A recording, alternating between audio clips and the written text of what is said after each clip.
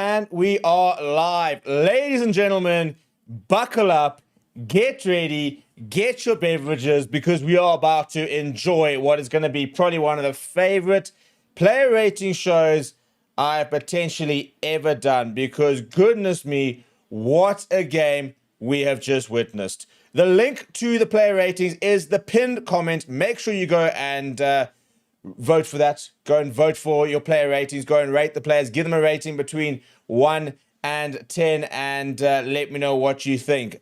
But before that, shall we get into the match, shall we? Springboks 32, France 17. A second half for the ages. Down to 14 men. A red card to Loic de Jager in the 40th minute. The Boks trailing by 1 point at halftime. Came back in the second half.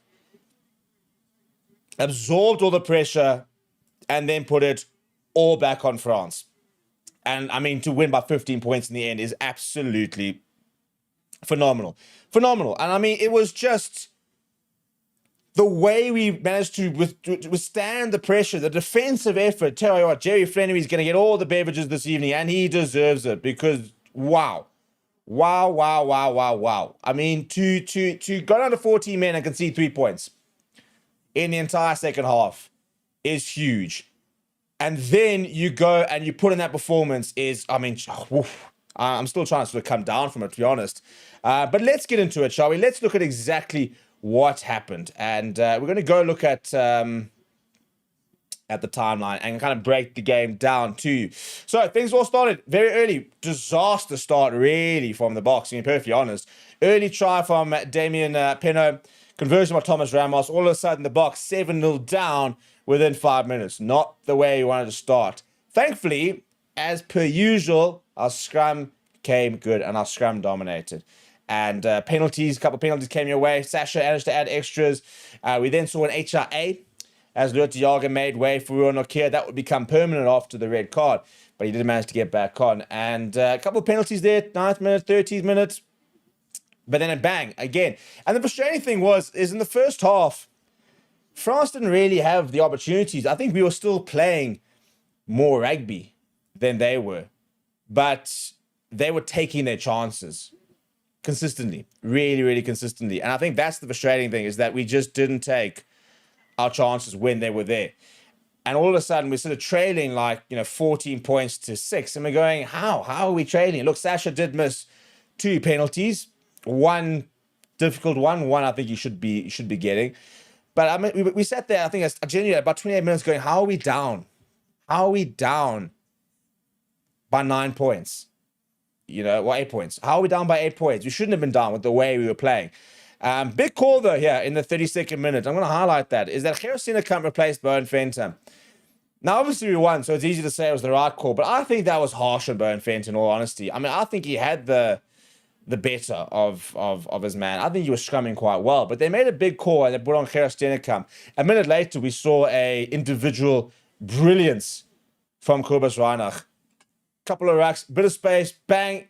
Dummy got in between 2 forwards, chipped and chased. Over he goes. Converted by Sasha. All of a sudden, back in the game. Back in the game. 14 points to 13, where it stood for a while.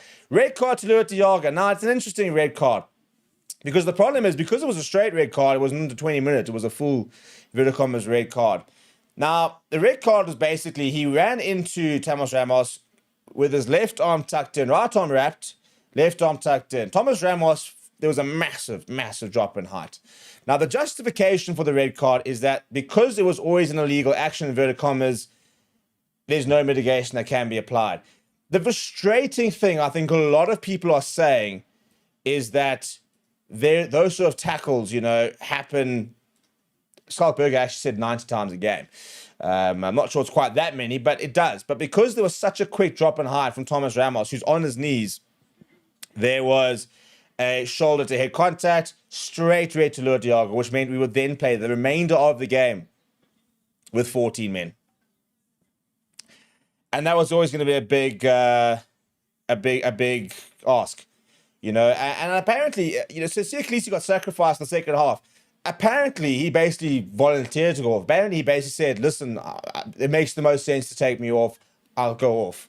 on his 100th game. And if that's true, and I'm hoping that Rusty will touch on the press conference, that just shows you why this Bok team is so special. That your captain on his 100th test at halftime says, if I have to go off for this red card, I will go off. And he came on in his jacket looking upset, but jeepers, he did not sit down the entire game. They were up and he was shouting and he was encouraging. I mean, you could just see it meant so much to this team. This result meant absolutely everything to them. They were on their feet the entire half, the bench, going after them. So Bruno Kier replaced them at halftime, and we saw the French bomb squad come on, and they got a penalty in the 59th minute. I mean, we managed to take 20 minutes where we were under a lot of pressure and not concede. And that, for me, I think was probably that was step one, wasn't it? Because that was the thing. If you concede and all of a sudden momentum grows with France, you're in a lot of trouble. The fact that we did not concede a try in the second half and only conceded 3 points for the first time in the 59th minute was the difference. Grant Williams comes on the 60th minute. Monty Liba comes in the 57th minute. Also, leaving Sasha on, going to fullback. Also a big call. Then we start to kick into gear. 63 minutes, we get a penalty advantage. Monty Liba throws one of the Monty Liba cut-up passes. Leo Barry comes off, touches it as it's going into Jesse Creel's hands. Jesse Creel, I think if he had taken it, would have gone over. And he gets a yellow card. From that, we then go over. Andre Heste is a little more try, becoming a little bit of a habit for the man. And missed the conversion, unfortunately. But then penalty straight after that from the scrum, back in the French territory, back on the front foot. And Monty Liebach, just a small moment, had a phenomenal little kick where he was almost on the halfway line, and he just sort of swung it out and put ourselves on the 5-meter line. We had a line out, went down, penalty advantage, went back to it. We then had another more, and the ball just popped up, and Grant Williams looked up, saw a half gap, and just cruised straight through it, and he dove over, and all of a sudden, bang, in the lead. Here we go. We're back, boys. And then just to put a little bit of sprinkles on the cake, bit of a loose ball. They go to the wild. Monty Liebach just pops it up on the shoulder as Sasha's coming around. Sasha lines the man up, throws the dummy. He goes over, and off we go. 32 points to 17. And I mean, 4 tries to 2, 2 conversions apiece, 2 penalties. But I mean, to win that game in that fashion, after being down to 14 men for a half, is phenomenal. It really is phenomenal. And we're going to look at some of the stats here. Fewer carries. Basically the same amount of meters run. Usually we've been topping these meters, by the way. Fewer clean breaks. Fewer offloads. Fewer passes. Less possession. We talk about Tony ball and us being on the front foot, for example, and the likes of that. Today we didn't necessarily play Tony ball, but we just managed to understand when it was on and when it wasn't. We went to the forwards. We still managed to dominate them up front, and we just use what we're good at. You look at defensively, for example, tackle success rate wasn't great, but conceding 2 tries, soft tries, but that second half, phenomenal effort. 14 men, by the way, for the entire second half, and conceding just the 3 points. Set plays, phenomenal. Lineouts, we didn't miss a beat. Scrums, we did not miss a beat. Discipline, a few penalties in the first half. We cleaned that up in the second half as well.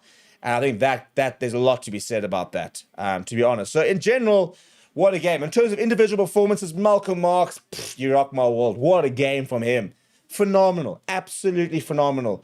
I thought Bruno Kier came on, put in a big shift. Peter Steph Toy put in a big shift. Damien Delende, before he went off, put in a big shift. Grant Williams, Monty Liebach, they came on and made a difference. They did.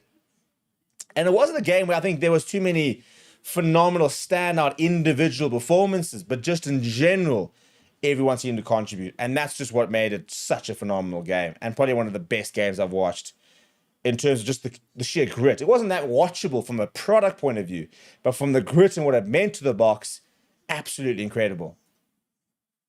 And now we get to reward them with player ratings.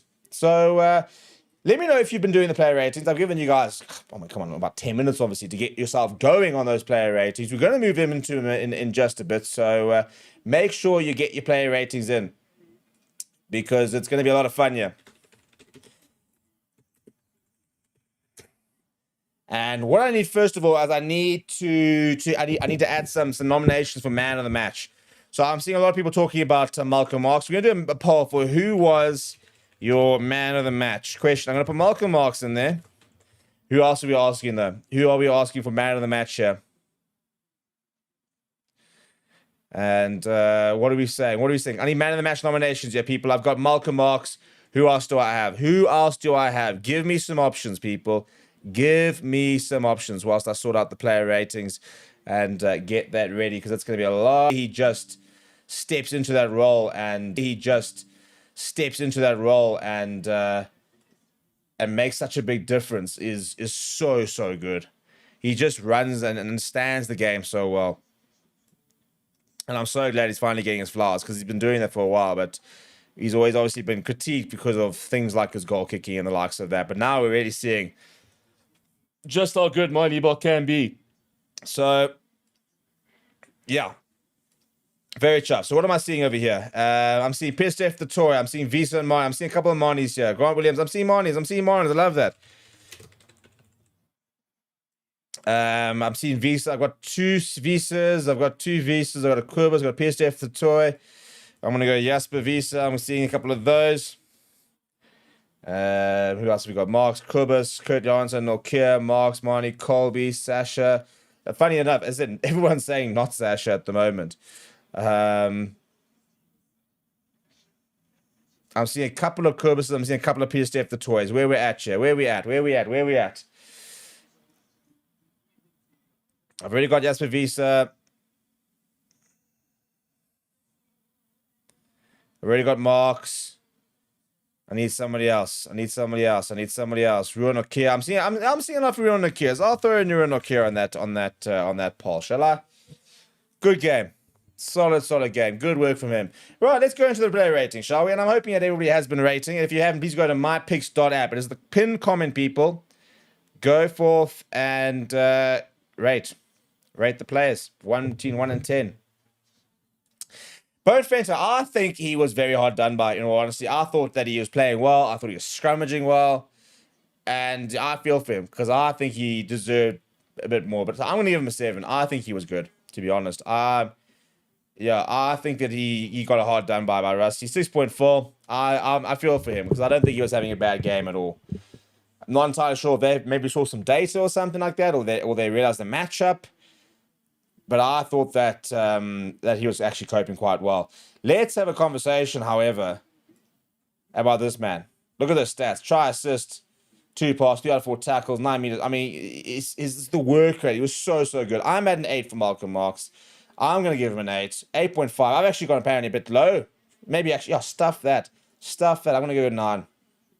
Doesn't actually make a difference with the fan rating, but I think he deserves a 9. I thought he was so good. Didn't miss a beat with our lineouts. It was brutal in the carry. Big turnovers as well. Oh yeah, the more I talk about it, I've just convinced myself. Yeah, he was good. And some the other day I was like, oh, we haven't really seen the Malcolm. Oh, well, there's the Malcolm Marx, boys and girls. There is the Malcolm Marx that we've been waiting for. What a phenomenal game from him.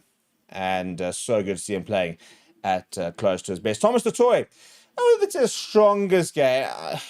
But scrummaging was good, though. In fairness, scrummaging was good. So I'm going to give him a 7. Yeah, 7.3. I don't think it was his... but again, I suppose it's a tight end at the end of the day. What's your old tight end? That's to scrum.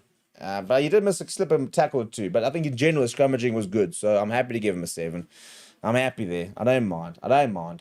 Eben. I don't think he was terrible today. I'm not phenomenal. And made the substitution. Not a statement performance that we're kind of hoping to see from him. But, so I'm going to give him a 7. 6.9. We're pretty close there. Doesn't get much closer, in fairness. I think that he could have done more, maybe. But, Lurt. Yeah, I mean, you got a red card, mate. You didn't help that at all.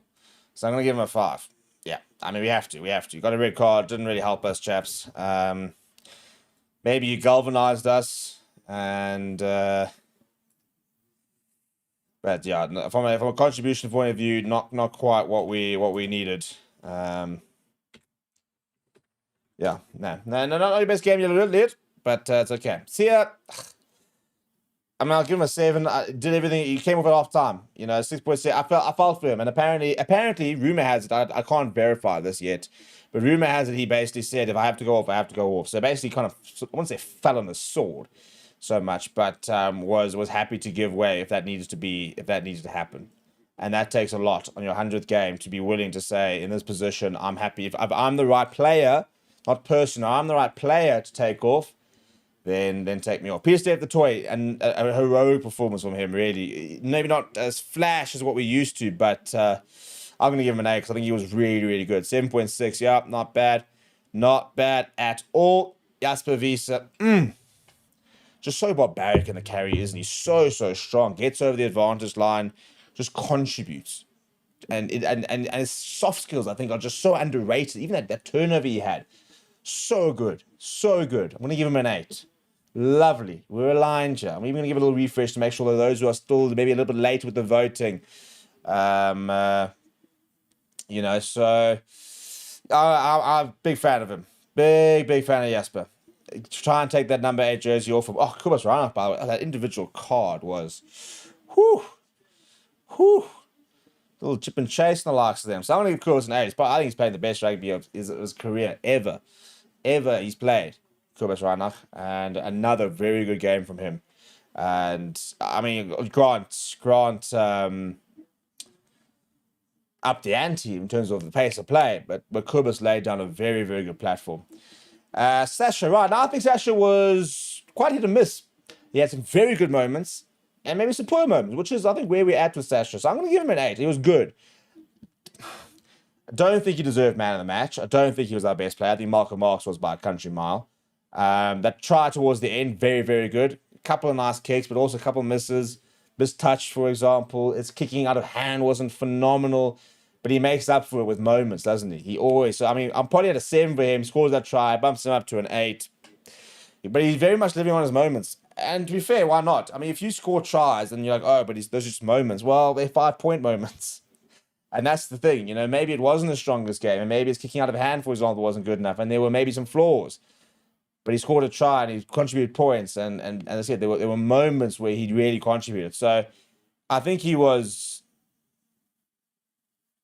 really good, but I think that there's room for improvement. So I'm probably at a 7, but you got to bump up the 8 for the try at the end of the day, because he wasn't a 6. 7's probably where he was. But again, you score a try against France, and that also to get my picks, Yeah, so Kurt Lawrence probably a little bit quiet. Actually, was very quiet, to be honest. I actually don't think he played particularly well. The more I think about it, I think that is 6 harsh for Kurt Lawrence? I just don't. I mean, where did he really affect the game? Is my worry.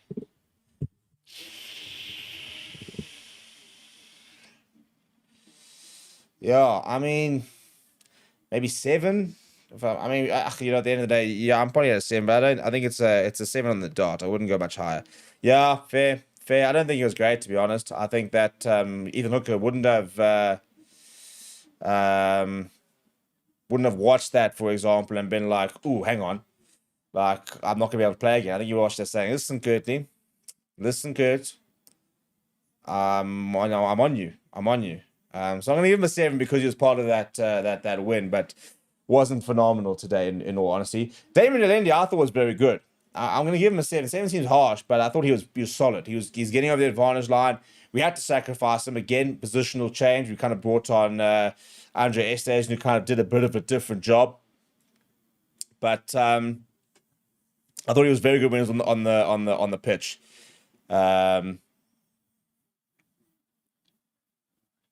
Again, yeah, probably could have played and should have played more. But yeah, he's so good, so strong on the carry. Jesse Creel, I think quiet game on the attack. He probably would have robbed of a try, in fairness. A couple of important tackles. I'll give him a 7. 6.9, I think that's fine. In fairness, I think it's... it was kind of the game we needed from Jesse Creel, to be honest. we needed to be solid defensively. We needed to get across and try and rush it. And I think that's what we did well in the second half. We didn't really get them. They had maybe 2 breaks down the wide, and he actually made one of the tackles on one of them. So did his job.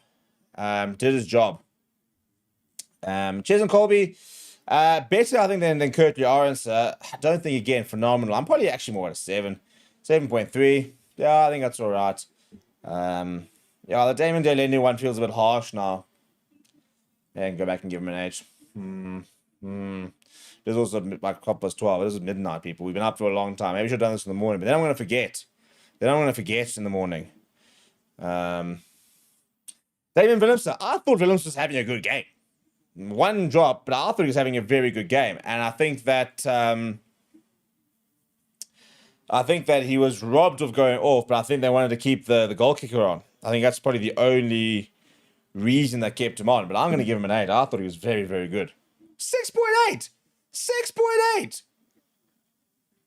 That's a wild shot. That's wild.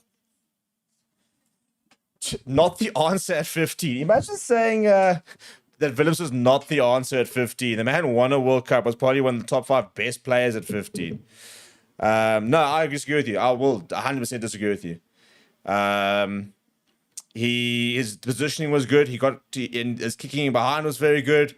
He contested in the air very well. No, I'll 100% disagree with that. I thought Willems was very good.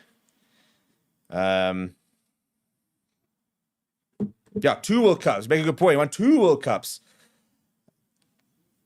What did Willems even do? Well, it was about 2 or 3 takes out the air. Pretty important ones as well.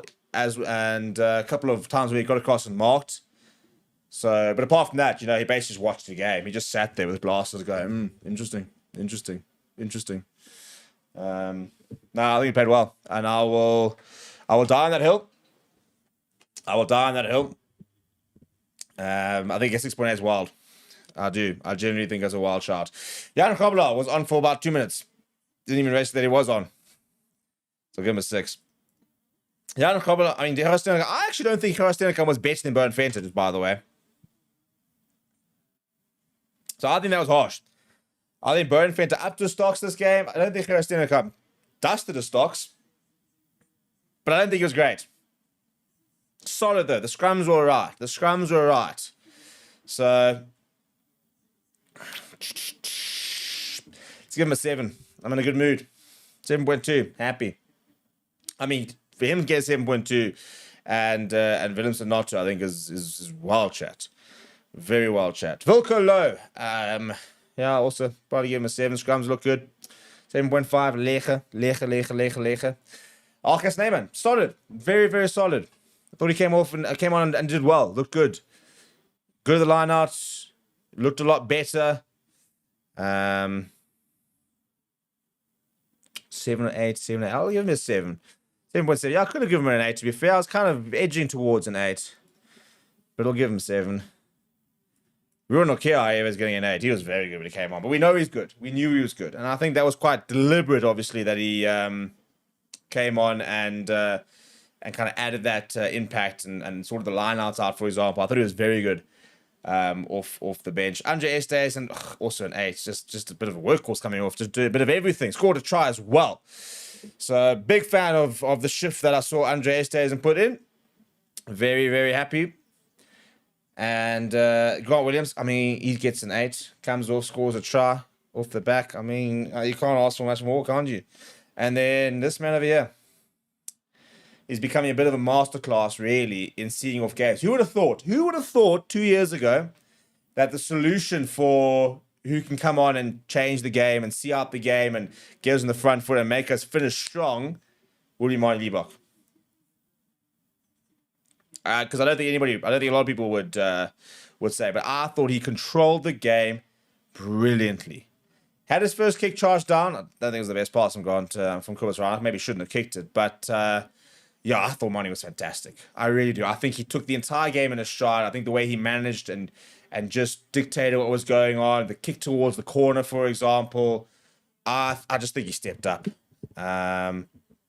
And I'm just so glad we're seeing, and the coaches are seeing the player that we have there, because he's also a confidence player. The fact that he's now getting given this role, and he's been given this opportunity to go out and show everybody what he's about, just makes me so happy, because we've been waiting for him to be the player we know he can be. He's got everything. He kicks off his left, he kicks off his right. I'm busy pointing my left while I'm talking about my right. He's got a left pass, he's got a right pass, he's got a good kicking game. But for me, it's just the way he watches the game, and the way he dictates and reads the game. It's such a good player to watch. So I'm going to give him a 9. I just think 7.8, it's wild chat. Yeah, he was so good. Again, and if you watch in the way he talks about, like, go here, for example, and he communicates with Garth Williams, right, bash forwards, now we're going to go left. Small things. Back in our own half, and bang, cross kick to Ches and Cole. He did 2 cross kicks, by the way, which were both good. That lofted pass to JC Creel, which caused the yellow card, that was try time. You know, the kicks for touch, both kicks for touch, really good. Kicks out of hand were good. No, he was so good. He was really, really good. He was exactly what we needed when he came on. He took the situation, read the situation, and I think he was good. Ken, I'm asking, how can you not include Sash Farmgum doing that? Well, to be fair, I asked the poll. I asked the chat. Should you put him? And those were the options they gave me. I don't make the rules. I enforce them. I asked the chat for your nominations. They gave me them. And that's what we got. And to be fair, it was pretty irrelevant, because we all know that Malcolm Moss, 69%, wins the man of the match. Best says, Brandy Cokes make you a bit generous, but good boys pull through hard. I'm sorry, when you win like that, in that fashion, you got to bump ratings up. You have to bump ratings up. To win like that, to go down to 40 men for 40 minutes and dust France like that, you gotta push up the rankings, because they deserve it. They really, really deserved it. So what an evening. It is 25-1. We've been going. It's been a long day, but we're going to enjoy this one. We will unfortunately have a video press conference. We will have an audio press conference coming up with Rassie Erasmus. Unfortunately, for different reasons, videos are becoming quite difficult to get from the box. We are working on it, though. We are trying, but we will have an audio press conference. So we will have comments from Rassie Erasmus very shortly on the channel. But please do smash a like on the video. Please do subscribe to the channel as well.